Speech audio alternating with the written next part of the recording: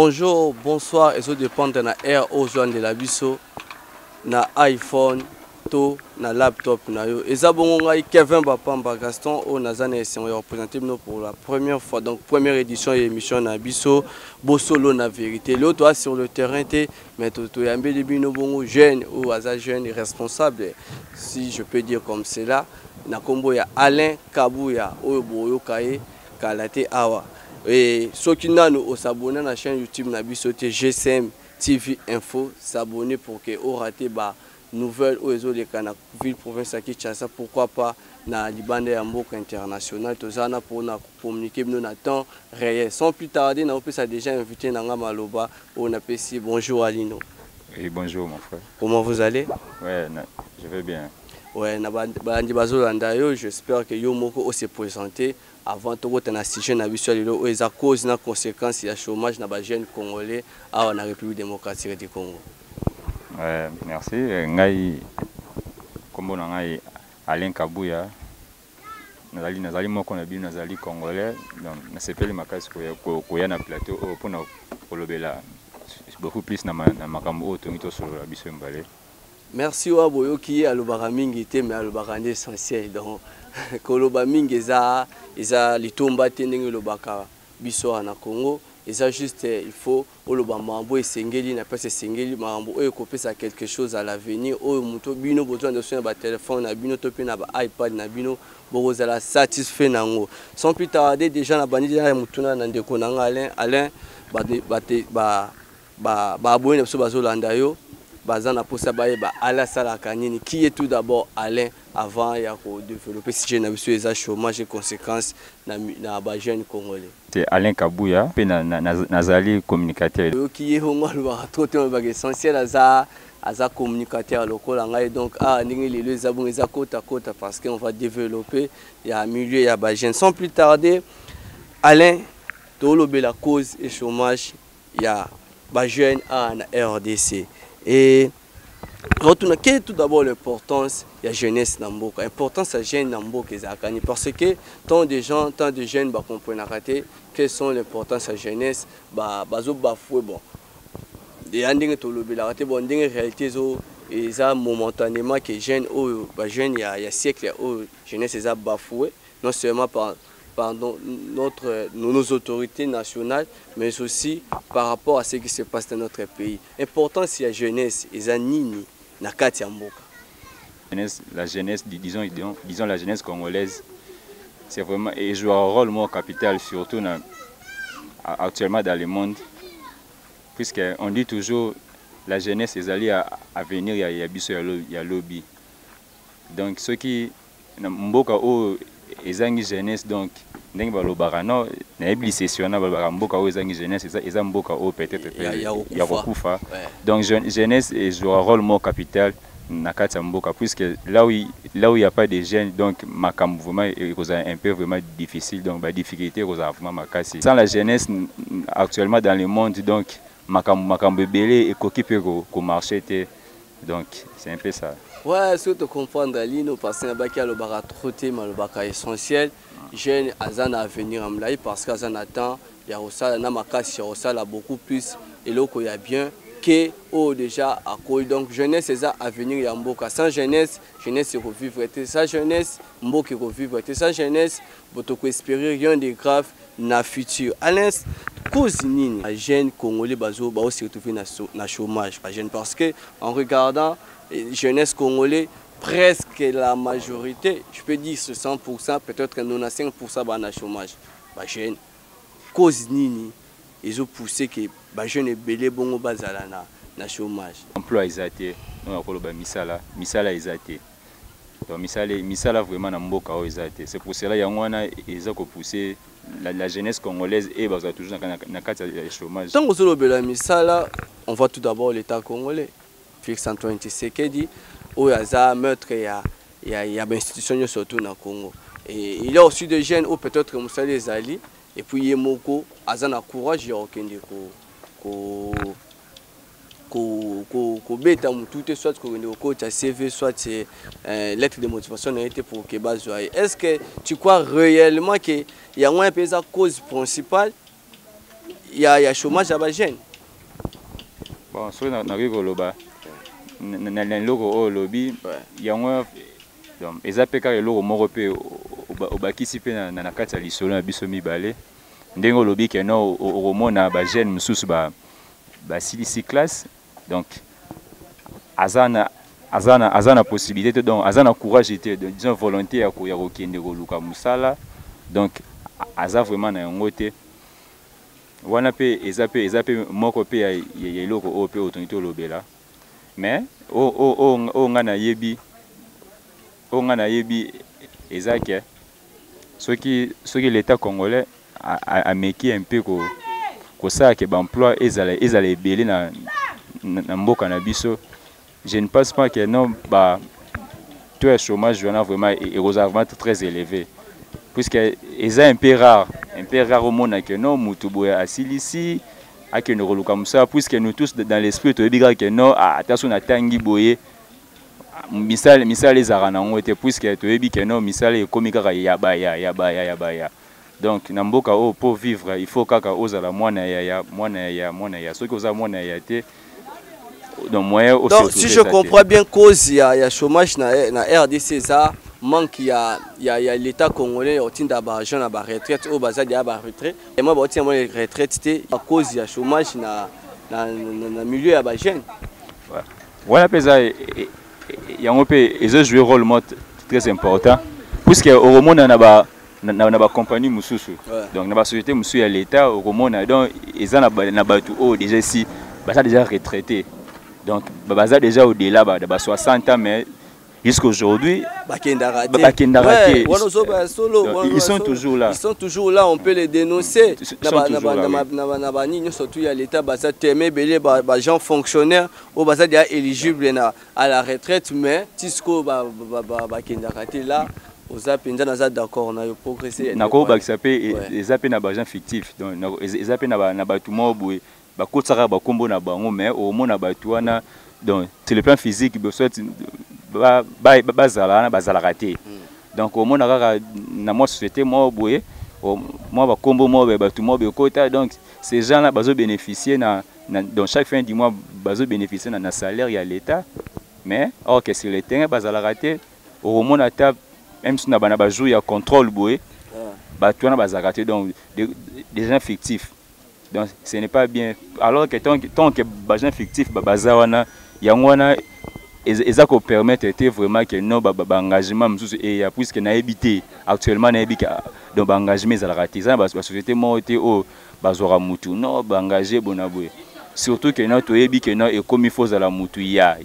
ce que ça y a té que non ils a passé vraiment donc ils a passé. Ouais, je vous comprends parfaitement et je suis sûr et certain que la Linabi sur la chaîne YouTube GSM TV Info, vous comprendre parfaitement parce que n'est pas basé belé les vents téléphone na bango topé iPad na bango ko andabiso. N'oubliez pas de s'abonner massivement à notre chaîne YouTube parce que vous allez gâter na ba info nyonso ozo de kana Congo na temps réel. Alino au soulever pour me retrouver nécessaire. Il y a routine d'argent fonctionnaire en retraite, mais est-ce que créativité, il y a emploi, il y a l'État na bisopé, est-ce que ça va bien? Parce que bien sûr que routine d'argent en retraite, mais ce créativité, emploi, et ça ma politique de création et en plus ça ma du jour au jour. Moi très jeune peu aux Olympiques gâté dans les bons que routine d'argent en retraite, mais création il y a politique de création il y a emploi et ça. Ils ont joué rôle mon capital. Oui. Donc il faut l'État na biso américain un peu ko retraité oyo déjà basi barumeli mingi na kati ya musala non seulement ko retraité baro mais faut ça suna na politique de création et emploi. Oui. Création d'emploi na kolo dans mboka na biso eza vraiment mukie. Eza vraiment mukie, c'est pour cela tozo mona que notre taux de chômage est vraiment très élevé vraiment. Donc création d'emploi eza mukie. Et l'autre aussi dans l'état congolais américain un peu que ça la moi création des emplois pour que et permettre biso jeunes donc les jeunes d'aujourd'hui to meka un peu puisque ce n'est pas pour rien tozo qui ne ba eti tozo tanga otangi et après donc ozongi ofani na ndaku donc c'est comme si rien n'était ce que donc tu peux donc si je peux dire au salle au moins ce qui 12 ans ça dit 12 ans donc 6 ans na humanité 6 ans en école primaire et arrivé à l'université, au commis aussi ici à l'université et après au final c'est comme si dans Narobandé Nimbo ba parents batangisaki biso et pamba investir dans les néas. Donc investir dans les néas, c'est que je peux dire. Donc investir dans les néas. Donc ce qui quand même création de d'emploi et ça là qui na kati mboka na biso, donc je ne pense pas que non mutako aussi sa classe boya fandi boye. Donc c'est comme si maramutu et pamba. Donc on a vraiment atababi aux andoki yango, aux vraiment ndoki baloko na famille na bino, donc je m'excuse baloko na famille na bino. Ce qui vraiment misala vraiment ezali là vraiment na ndimité mutu penda rosa penda fana nda ngana faina ngana nda kuboye nga vraiment na die nanga bouloté non. Là vraiment ils vraiment pas ils vraiment pas si ndenge lobinde konabiso Alain licencié en communication oyo yepe asala comme ça là oyo mais préféré trop analyste que azala présentateur même nayebi ke bozo landaye 5 parce que à lui mambo est tellement utile et un message envoyé dans le gouvernement congolais dans l'état congolais notamment au yazali bozo kambabi surtout notre père ndinga benga kaina Congo Félix Antoine Tshisekedi et instruire le comment politique ya création ya emploi na mboka est très nécessaire parce que chez c'est ça futur ya mboka so chez c'est le ya kokufa mboka pe lobi ezalaka ya kokufa ba cause ezebele o eza dévoilé pas invité na biso du jour parce que ngaza juste mutundi ba question et réponse malobeza ngai réponse eza ba koto wana kuna mais du moins o ya lobi je peux décapituler na okiko ko ça la synthèse sur ça création et emploi et donc eza moins yango eza cause ya chômage na jeunesse congolaise donc nous soana ezo refléter image ya mabe soki to bois ka éponge c'est que l'état congolais ndé mutu azana capacité soit aza derrière aza cause ya chômage ya ba jeunes congolais sans plus tarder na zongi suma lobe pande konanga ya lino quelles sont les causes cause majeure ou cause ezo causer na absence de création et emploi soit na apport ya chômage na ya ba jeunes congolais na RDC. Soki totali bien ba cause majeure o ezali que non bazolo donc totolo ba que budget congolaise na biso eza mukie donc budget eza vraiment efficace. Donc si je comprends mieux donc cause ya chômage c'est ça parce que budget eza na c'est ça. Donc budget eza vraiment na c'est mais soki totali bien na biso na mboka oyo soki totali na ba matière tout ça ba richesse tout ça ba diamant ba or bleu rebelle. Donc et que ça vraiment de passer au kolobake non budget za mukie donc puisque ba payer belé bazoya ko bénéficier na ba matière na biso awa o biso o ngana yo toyebi confrère na nga toyebi donc ce qui est un peu l'état na biso a coquer un peu ko évaluer donc au revoir et que budget et ezala un peu exonéré donc disons que non moi augmentation moi ezala pour que ce qui budget est très élevé puisque na repesa les cas comme pays aux États-Unis au comment on a donc armée à Pambara armée à cause d'un budget monsieur il y a 40 milliards au moins que non armée à Pambara États-Unis ils ont un budget pour les quand même à pays moko ya Afrique. Oui Alain vous avez raison mais parmi les conséquences tu vois papa apport ya kuluna oye tomboki makasi na Congo ah ils appellent une des conséquences il y a chômage, il y a la jeunesse congolaise. Oui, et là, na le bel qui n'est bandeli yango wana, puis na monto songi na le bel qui n'est bandeli yango wana. Puisque mutu atangi asisi ba études disons à diplômé, gradué ou bien licencié, au moins asisi ba études afandi na ndako. Et esprit vraiment donc esprit est vraiment makasité. Donc a komeka un peu ko se lancer na makambo wana, ko se lancer na makambo ya kuluna kimoyibi au vraiment donc makambo twana ekokomela ye pour que makambo wana ekomate bientôt lobaki kaka soki na kozonga sous l'état ameka un peu ko créer ba emploi puisque romona mutu asilisi classe afandi boye musala ezate sanga soki peut-être azana ndaku amoni msu batiki 200 fois likola mesa esanga carrément a reçoit 200 puisque abiki nous on a 200 ote na place musu a reçoit 200 francs na te. Donc il faut qu'on ait 200 et sungangai tant abani ko 200 500 ti et comme abimi libanda à 6700 abani ko kata batu ko sala bona boy tout ça et l'oroni et zozonga faute wapi dans l'état na biso parce que ba emploi ezate. Donc manque d'emploi, manque de création d'emploi, manque de otinda bato o ba sengeli na retraite ndengo zo causer jeunesse congolais asimba lichette abunda na phénomène otobengi kuluna, c'est ça non? Oui. Yango wana oyo boyoki parmi ba conséquences. Parlons un peu de kuluna parce que tout ça un sujet wana été mais du moins tant eza fait mort remarquable na Congo, eza le mort comme subitement na Congo oyo pe ça passe bah non seulement bazo bunda ba on a ba on ko détruire na ba bien ya bato. Et en tant que jeune qui réfléchit mieux message nini au na l'état congolaise to pe na ba o ba on biso bon eza ba ku na maison akulu na bundaka azo apeta ya côté ya osimba téléphone message au pesa bon moi message muke avant de continuer si j'ai na biso ya lelo Message na repesa que non na l'état na biso ameka un peu ko revoir ba système wana surtout makambo etali makambo ya kuluna puisque lelo tikanga confrère na ngana bisayo lelo kotambole komi pasi na ba commune mususu. Oui. Donc les gens ba commune mususu déjà ceux qui d'ailleurs commis 20h donc il faut déjà avoir faut yebela donc yebela. Non tanga commune na sima non tanga komba commune wana. Donc il faut yebela.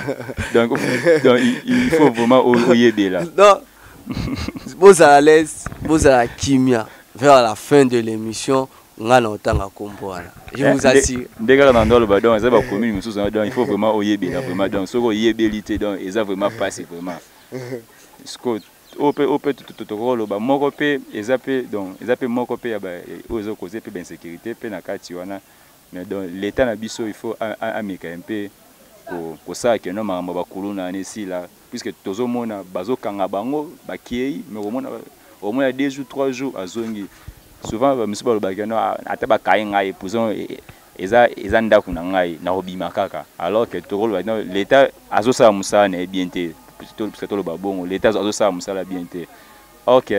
donc balobi que nos prisons eza centre de rééducation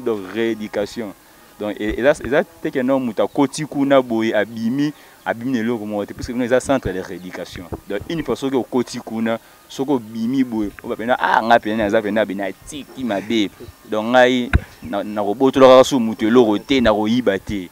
donc ceux qui moi réforme mon e ko sa mata ata na 4 prison na habité que non ceux qui il faut muta koti kuna boy ceux qui bimi donc na oti vraiment prison donc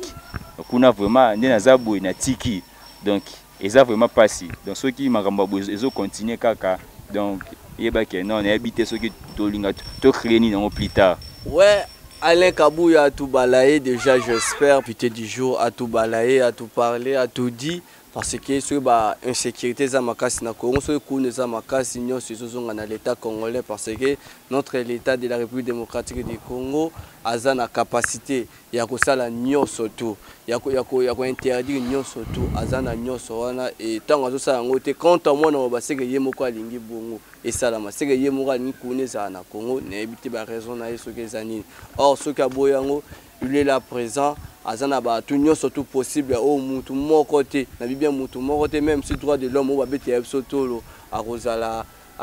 mieux placé te ya ko sala makambo wana donc et la situation moi ça la passe dans la République démocratique du Congo presque na ba commune surtout exception commune mon côté mais commune mon ko ka le kaka na otanga kombo na suka ne na kometa kibino na otanga la bino kombo na suka mais du moins l'état congolais notre président de la République Félix Antoine Tshisekedi yoka kolela ya ba congolais ne to bakara na Congo yoka kolela ba congolais kolone l'équipe partout dans na ba ville province ya Kinshasa kolone za makasi na ba commune na biso tout kolone za makasi lobi Alain bomeka ko sunga bo travailler en collaboration na population oeza ba chef de riz ba chef de quartier ba ngotu wana ba maître volontaire pourquoi pas la police nationale ou ekangamakana Kassongo donc général Kassongo et nayebi que ensemble c'est votre travail main dans la main kuluna eko ba faire kuluna ko kita et puis tokozwa ba résultat et bien koleka oyo ezalaki avant kuluna ekoma tozoko bakaka na ndeko na biso Alain on a bengara Alain Kabouya autrement appelé Atoussé dans tout nos questions tout balayeka nini ya kuluna show avant to chiter na sujet na biso apport opération du Kofi mona wango ndeni ti subitement boye ekei cause ya droit de l'homme. Est-ce que en dehors opération du Kofi l'État congolais a une idée mususu wana te soit baso nsaka opération parce que opération du Kofi yaki kokitisa to ya kuluna bon koloba pe ko silisa yango après départ nango c'est le biso ata moi synthèse moko wana ba boye na biso ba se retrouver. Oui mon frère, vraiment marambetali opération Likofi kaka ndenge au lobby. Donc opération Likofi vraiment tango yaki, ce que je peux dire vraiment tout le monde qui vraiment donc moi sécurité vraiment donc et comme qui vraiment bien que droit de l'homme a yaki ko réagir na makambo wana o vraiment o et ça là qui passe peut-être koloba que non comment on appelle moko ya bandeko mususu peto yebi ou ba côté li bango ba kangi bango ba bomi bango bona boy mais wana vraiment ceux qui na ko loba opération Likofi et tant ya qui vraiment tout monde qui vraiment moi changement ezala qui mais on a ko lobela vraiment ezaki vraiment donc na ko expliquer on ndeni donc ezaki mécanisme mo betango ya qui tout monde qui population vraiment ezaki d'autres part bazaki na sengo d'autres part pe bana ko pesa pasi mais on a resenga vraiment dans l'état bien que opération Likofi c'est les cas qui nango naebi que ba opération silité ata opération kombo muso zoya puisque naebi que non mikolo ezaki na soki bakangi bakuluna banda kotinda bango na banini na bangenga na banini kuna place banda kotinda bango na soki un peu bakoki kozongela pe système wana ezonga vraiment dans en actif puisque na moni makambo c'est comme si eza lokwa ya rolala vraiment eza vraiment ya rolala makasi soki vraiment système wana ezonga vraiment en actif vraiment donc et comme appelé opérationnel vraiment. Merci à tous qui a touché bien. Zara Ngadzamba message ya boli mangati ba message peu importe où ils ont les kanamboka peu importe face à gérance il y a quelques autorités nationaux. J'espère que ton bataille na place wana azadine capable de ça comme il faut. Opération Likofi oui, droit de l'homme ya ki kokota wana apekisaki soit au toyebi o ekombaki. Maintenant aux en poste wana idée zanga raté réflexion zanga raté raisonner et que avec notre le patron de notre la police congolaise et Azana Baïdé et bientôt là que allons en marche pour que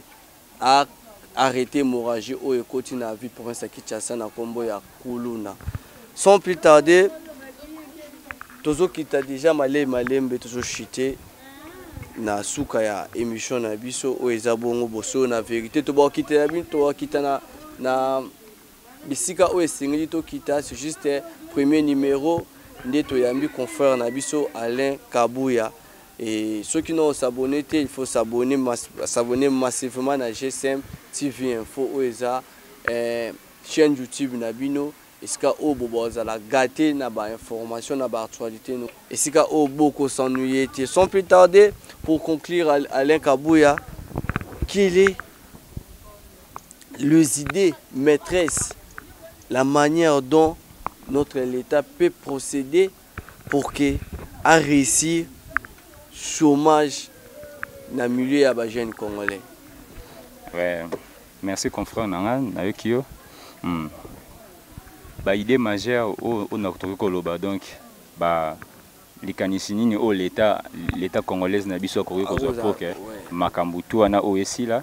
Donc il faut d'abord la création des emplois. Donc il faut emploi et à créer des emplois et pour que permettre à ceux qui mutu à du diplôme soit à silici ba cycle né à graduat et permettre une fois à silici à zomusala mbala moko. Donc ceux qui emploi vraiment donc création des emplois donc et qu'on permettre na biso la jeunesse congolaise vraiment pour que tout le chômage est vraiment assez. Là vraiment okomona mutu nyonso ya kosala okomona kimoyibi ekozala te kuluna pe ekozala te puisque soki otali bien à l'époque ya bakoko na biso tobandaki komona net na ba izini wana oeza na ba limité industriel ezalaki ba mituke bandaki koyana na ba commune kozorande batu pona kosala musala na ba industrie wana mais actuellement tozomona les lois commis faut bisoto kende kuna mais et comme un peu passé mais ce qui est no ba net ba emploi bongo et ça na ta belé par exemple et ça 500 emplois donc je ne pense pas le chômage est cause élevé et surtout que nous sommes des jeunes ce n'est pas bien au monde que no biso ba jeunes toza ko se lancer na kimoyibi donc banditisme donc ceux qui vraiment ba makambo wana tout l'état na biso ameki un peu ko résoudre en dans l'indemnité chômage vraiment est vraiment élevé. Ouais, Naebi Kebolandi Alain bien chômage est un peu diminué dans le milieu à jeune parce que la solution est à envisager notamment la création d'emplois. L'État congolais a créé emploi et deuxièmement retraité des zones donc retraité vieux travailleurs au bazar dans le milieu il y a l'État bazar travailleurs au bazar déjà dans âge élevé à des retraites élaborer la politique ya culturelle dans le pays parce que politique culturelle peut eza nasé makasi donc biloko eza tellement belé confrère soki na koyo ko bakisa na makambo lobi pe soki vraiment l'état na biso soki vraiment réellement basara vraiment contrôle vraiment puisque basara pas contrôle physique soki réellement basara pas contrôle je ne pense pas qu'il y a ba makambo tout ozo comme la jeunesse na biso et aux alaté. Donc il faut vraiment qu'on lande là vraiment que non toi yebi que non bazar retraité ba kende batika poste puisque au monde mutu à 60 ans azo sala kaka 70 ans bazo sala kaka donc bazan na retraite mais bazo kende té donc il y a ngona vraiment ezo pesa vraiment passif donc tant musala na ezali ko salema donc donc surtout il faut qu'on éviter ba esprit ya mafia donc une fois tu es retraité ok na eloko moko lisusu eza nini ba soki jeune aki oluka musala comme fois azala ndeko ya soki aza ndeko ya te c'est que azala recommandé par quelqu'un tout ça eza ba cause oyo mpe tosala chômage ezala makasi te omona yango talino oui yango wana mpe eza kopesa vraiment donc et ça que chômage ezala makasi puisque ce que tu dois éviter bah esprit ya baya donc il faut être mutu ya kinga ni mutu ya kinga so il faut mettre éviter en ba makambo na tout ekozala te et que non mutu assisi classe ne bien mutu za na mesure ya reconnaître soit na compagnie X bien na société X à côté demande na et ba revoir demande na et après non ce kaza éligible ba koki pe ko intégrer pe na kati ya société et non ezalate que non mutu mo ba kotsa na par les biais de quelqu'un bien na canal moi ya mutu mo et peut-être mutu na pe azape compétente et l'européen eza ko poser problème surtout ya ngwa na mboka na biso pour que ndito lo ba que non il faut ko tia mutu na mutu na esika o esengeli ouais ko tia mutu na mutu na esika o esengeli et que non mutu ne surtout azape droit ya ko sala na compagnie X aye que non aye na CV na que non na ko luka musala ba kotisi et après batali bou OK ba engagé c'est ça ouais ndenge lobi alino atose ona benga Alain Arsolin Kabuya et tia mutu na mutu o esengeli na place esengeli ko tia mutu esengeli na place esengeli parce que ezo sunga jeunesse congolaise te yango cause ezo bimba kuluna yibi jeunesse yango et comme jeunesse et comme bafoué inutilement pour la bureau moko ya mike et puis vous avez de les débuts on est arrivé à la fin ya émission na biso na que vous retenir déjà l'essentiel au ezabongo to lobelaki cause et conséquences il y a chômage na jeunesse congolaise uzaki ngazaki ngamote nazaki accompagné na Alain Kabuya au to développer tellement makambo ebele apesi biso ba cause boyoki yango cause il y a chômage eza l'état incapacité à l'état congolaise il y a kotinda ba retraité na retraite non seulement c'est la cause de tous ces alliés manque il y a politique il y a création il y a emploi nezo cause bon apesi tellement banine ben atangi de wana parce que ça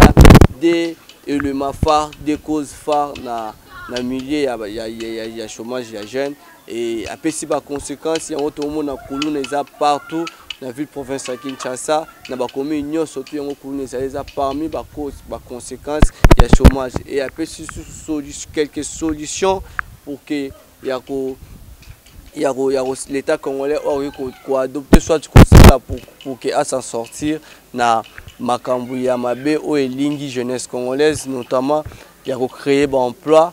création ya ba emploi et kotinda mutu asingeli ake na retraite akende. Keza premier numéro na biso ya émission na biso Bosolo na vérité o ezabongo présenté et pas na ngai Kevin Bapamba Gaston tant juste pour mon ngate ce qui peut na zati aux la présenter et pas ya Plamedi Nzeza oyo azasima ya caméra mon réalisateur mais aussi journaliste Léona Zaki na senior yamba confrère na Alain Kabouya o tolobi sujet na biso cause conséquences ya chômage na milieu.